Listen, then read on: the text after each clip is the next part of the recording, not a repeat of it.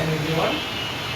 আজকে আমরা examiner live স্টুডিওতে আর্ট অফ বায়োলজি থেকে আমরা আজকে বায়োলজি খুব মোস্ট ইম্পর্টেন্ট একটা যে শব্দ, আমরা কিছু কিছু টার্মিনোলজি যেগুলো অনেকে আমাদের প্রশ্ন করে যে আমরা কিছু টার্মিনোলজি বুঝতেছি না, যেমন বায়োলজির কিছু টার্মিনোলজি, যেমন মোস্ট ইম্পর্টেন্ট একটা টার্মিনোলজি সেটা হচ্ছে প্লাজমোডেসমাটা। এটা কি জিনিস সেটা আজকে আমরা সম্পূর্ণ ভালোভাবে জানবো। প্রথমত হচ্ছে প্লাজমোডেসমাটা আবিষ্কার কে করে?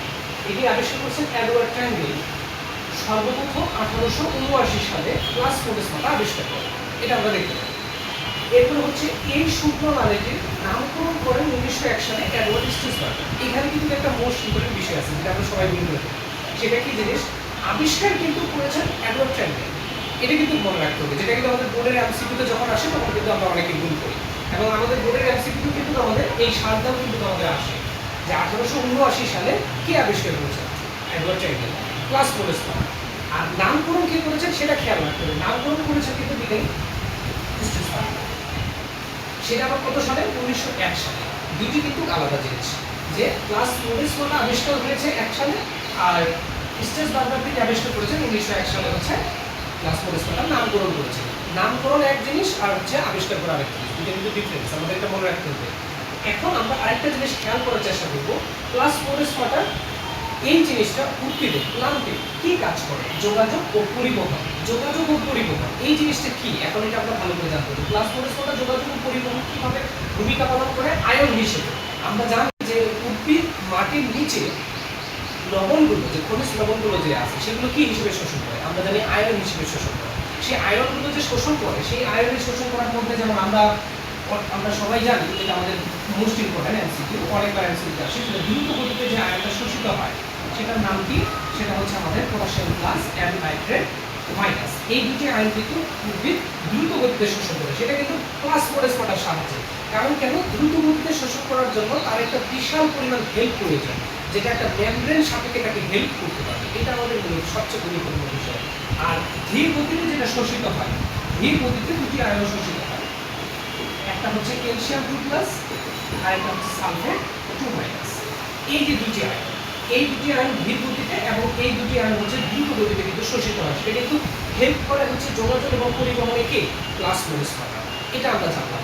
এরপর হচ্ছে এই আয়ন, আরও তো অত্যাধিক অনেকগুলো আয়ন আছে যেগুলো আমরা ম্যাক্রো উপাদানের মধ্যে পড়েছি, মাইক্রো উপাদানের মধ্যে পড়েছি, এবং অনেকগুলো আয়ন রয়েছে। কিন্তু মোস্ট ইম্পর্টেন্ট যেটা, যেমন আমরা কিছু কিছু জানি যে কিছু প্রবাহ হওয়ার জন্য খুবই গুরুত্বপূর্ণ কিছু জিনিস প্রয়োজন। একটা হয়তো বড় নালী হতে পারে কিংবা বড় প্রসারিত অংশ হতে পারে, সেই সাপেক্ষে কিন্তু প্লাজমোডেসমাটা দ্রুত গতিতে এই দুটি আয়নকে হেল্প করে আনতে, আর ধীর গতিতে এই দুটি আয়নকে হেল্প করে। এরপর হচ্ছে আমরা আরেকটা জিনিস জানবো, সাইটোপ্লাজমিক সেতু।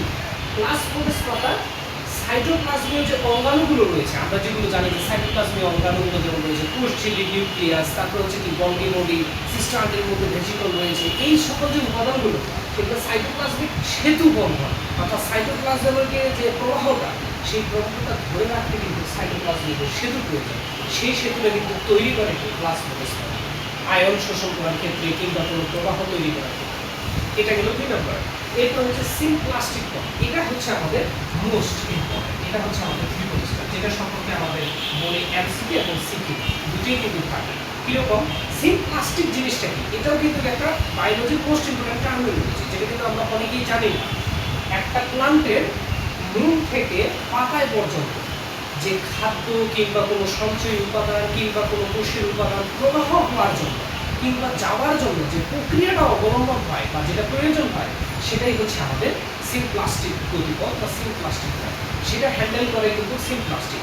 প্লাজমোডেসমাটা কিন্তু আমরা কি জানি, এটাকে বাংলাতে আমরা যদি এসএসসির 2য় নম্বর অধ্যায়ে কোষ প্রাচীরের নিচের টপিকে আমরা কিন্তু দেখতে পাবো প্লাজমোডেসমাটা কথা লেখা আছে। এটার অর্থটা হচ্ছে আণুবীক্ষণিক নালী। যেটা আমরা বাংলা অর্থ যদি জানতে চাই, সেটা হচ্ছে কি আণুবীক্ষণিক নালী। এটা শব্দের অর্থটা হচ্ছে আণুবীক্ষণিক।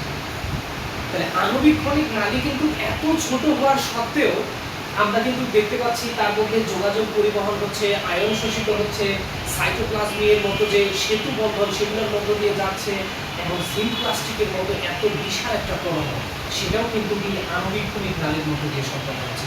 একেই বলে বায়োলজি।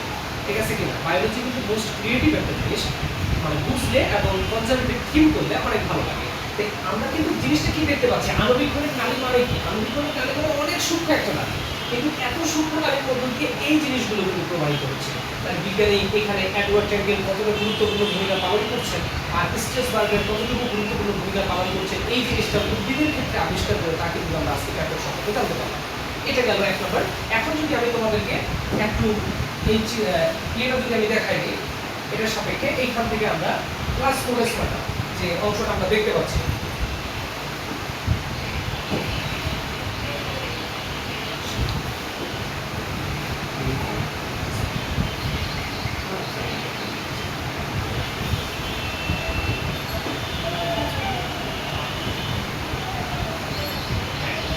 এইখানে আমরা একটা ক্লাস ফোরেসমাটার চিত্র দেখতে পাচ্ছি।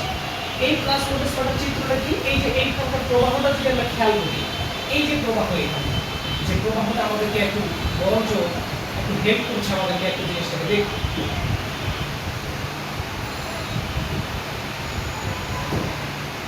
এই ক্লাস ফোরেসমাটার যে অংশটা, এই যে আমরা দেখতে পাচ্ছি এখানে একটা কি রয়েছে, গহ্বরের মতো বা ভ্যাকুয়ালের মতো একটা অংশ, যেটাকে বলছে প্লাজমা মেমব্রেন। এই যে অংশটি পুরোটা এই আণবিক নালী, যেটাকে আমরা দেখতে পাচ্ছি কিন্তু অনেকগুলো প্রাচীর, অনেকগুলো প্রাচীর। এই যে আমরা দেখতে পাচ্ছি প্রথমত এরকম বাইরের দিকে একটা প্রাচীর রয়েছে ইয়েলো কালারের, তারপরে ভেতরের দিকে কোষগুলো রয়েছে যেগুলোর মধ্যে দিয়ে প্রবাহিত হচ্ছে। এরপরে হচ্ছে কি এরকম একটা ভ্যাকুয়াল গহ্বর রয়েছে। এই ভ্যাকুয়াল গহ্বরগুলো কিন্তু কিছু কিছু প্রবাহ তৈরি করার জন্য হেল্প করে, যেমন আমরা এটা দেখতে পাচ্ছি বিষয় সেই অংশ সাপেক্ষে। এরপরে হচ্ছে আমি যদি এখন এই অংশটা সাপেক্ষে যদি তোমাদেরকে একটু আমি বলি যে ক্লাস ফোরেসমাটা ভ্যাকুয়াল গহ্বরগুলো কিরকম ভাবে প্রবাহ সৃষ্টি করতে পারে, এই প্রবাহটা কিন্তু সেই সাপেক্ষে, যেমন এই যে ভ্যাকুয়াল গহ্বর, এটা কিন্তু আমরা দেখতে পাই।